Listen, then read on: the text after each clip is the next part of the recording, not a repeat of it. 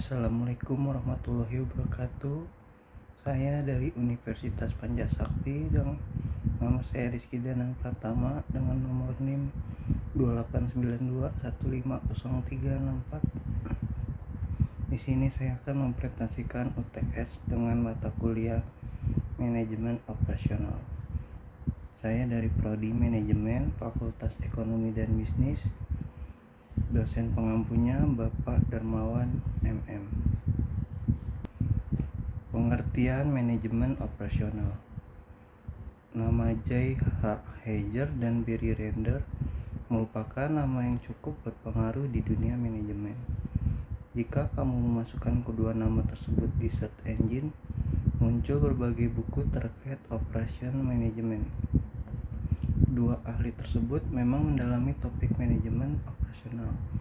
Nah, menurut Heiger dan Render, manajemen operasional adalah bentuk pengelolaan menyeluruh serta optimal pada aspek tenaga kerja, barang-barang berupa mesin, peralatan, bahan-bahan mentah, atau faktor produksi lain yang bisa dijadikan produk barang dan jasa yang lazim diperdagangkan. Tujuan manajemen operasional yaitu penerapan operation management ditujukan untuk mengatur penggunaan sumber daya yang dimiliki perusahaan. Sumber daya yang dimaksud terdiri dari bahan mentah untuk produk, tenaga kerja, alat produksi, serta perlengkapan lainnya. Harapannya, proses produksi bisa berlangsung efektif dan efisien berkat sistem operasional yang tepat.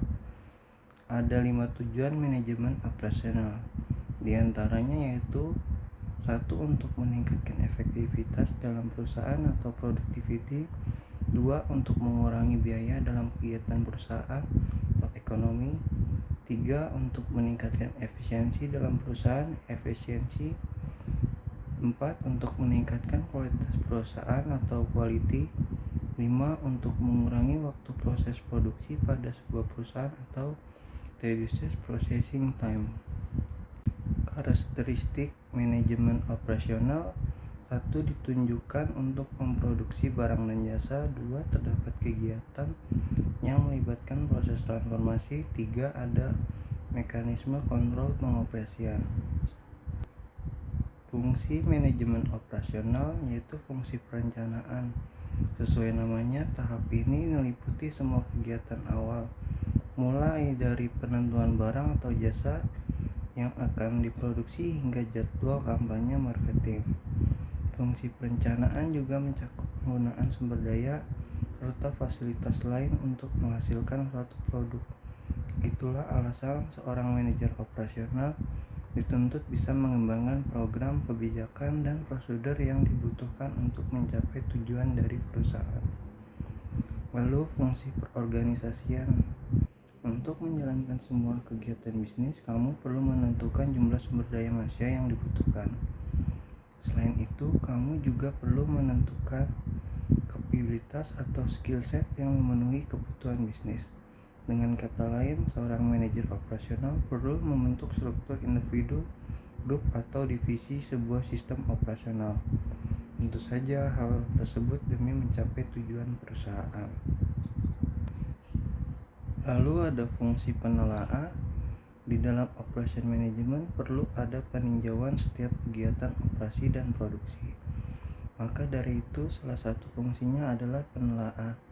Tahap ini meliputi semua kegiatan untuk memperoleh keterangan tentang setiap kegiatan operasi dan produksi. Fungsi pengawasan.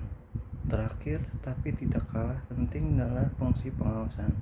Fungsi yang satu ini mencakup semua aktivitas yang bertujuan mengarahkan dan menjamin agar berbagai kegiatan yang telah dan sedang dikerjakan sesuai dengan perencanaan.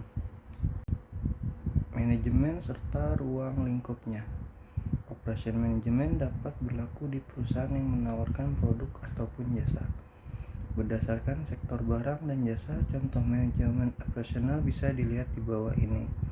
Contoh operasional perusahaan penghasil barang antara lain pertanian, manufaktur, perkebunan, perikanan, pertambangan, konstruksi, otomotif, perumahan, pabrik pembuatan barang, serta industri berat atau ringan. Sementara itu, contoh kegiatan operasi manajemen dalam perusahaan jasa yaitu misalnya pendidikan, hukum, perbankan, asuransi, kesehatan, layanan masyarakat, transportasi, perdagangan, hiburan, administrasi, real estate, jasa profesional, dan jasa reparasi. Di samping contoh tersebut terdapat 3 ruang lingkup manajemen operasional yaitu perencanaan sistem produksi, pengendalian produksi, dan sistem informasi produksi. Contoh aktivitas nyata yaitu perusahaan susu sapi. Saat ini banyak sekali kasus-kasus tentang gizi buruk di negeri kita. Daerah-daerah yang terpencil dan masih jauh dari jangkauan pemerintah sangat banyak yang mengalami kasus tersebut. Untuk itu kami ingin memberikan suatu inovasi baru tentang pembuatan susu segar, yang salah satunya adalah upaya untuk pencegahan dan pengurangan adanya kasus gizi buruk. Kami memiliki ide ini karena terbukti bahwa kebutuhan gizi di Indonesia masih kurang. Terbukti dengan adanya kasus-kasus gizi buruk di Indonesia, kami beranggapan bahwa langkah ini sangat tepat untuk sebuah pengembangan usaha kami. Dengan menawarkan produk yang baik dan dengan harga yang sangat terjangkau untuk mendapatkan suatu simbiosis mutualisme di dalam usaha industri peternakan ini, kita dapat memiliki beberapa manfaat lain, yaitu penggunaan kotoran sapi yang nantinya digunakan untuk pupuk kompos sebagai bahan di industri tanaman polikultur natural, di mana tanah yang digunakan menggunakan campuran kotoran sapi sebagai pupuk alami yang tidak merusak kandungan unsur hara dari tanah. Perencanaannya produksi pupuk kompos dan produksi susu sapi segar dengan strategi: 1. Pembelian sapi dengan harga miring dan memilih sapi yang terbaik dengan harga yang murah. 2. Memberikan harga yang sesuai bagi masyarakat. 3. Memberikan pelayanan terbaik kepada masyarakat. 4. Pembuatan pupuk kompos dengan memanfaatkan limbah kotoran peternakan sapi. 5. Pemasaran kepada produk hidroponik dan hortikultura sebagai perusahaan yang sangat membutuhkan pupuk kompos. Lalu 6. Penyuluhan terhadap petani untuk menggunakan bahan alami sehingga tidak merusak tanah dengan adanya bahan kimia. 7. Menjual produk dengan harga bersaing. 8. Memilih lokasi wilayah kota yang memiliki lahan kecil dan membutuhkan penghijauan. 9. Mencari bahan dengan peternakan sapi dari masyarakat sehingga limbah dari sapi dapat diolah dengan baik. Kebijaksanaannya: 1. Mencari sapi perah yang terbaik dengan produksi susu yang terbaik. 2. Memilih tempat yang jauh dari pemukiman agar tidak menghukum masyarakat. 3. Memberikan harga yang sesuai dengan produk yang tersedia. 4. Mempromosikan dengan penyuluhan terhadap masyarakat tentang pentingnya produk tanaman organik, yang dimana produk organik lebih laku untuk menuju pasar internasional.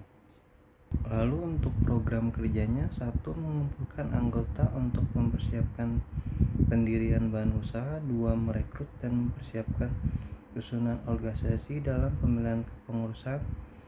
3. Mempersiapkan tugas yang dilakukan untuk pendirian badan usaha dan setoran awal sebagai modal awal perusahaan. 4. Mempersiapkan surat-surat dan izin untuk pendirian badan usaha. 5. Mendirikan peternakan sapi perah untuk mendapatkan bahan baku susu dan pupuk kompos.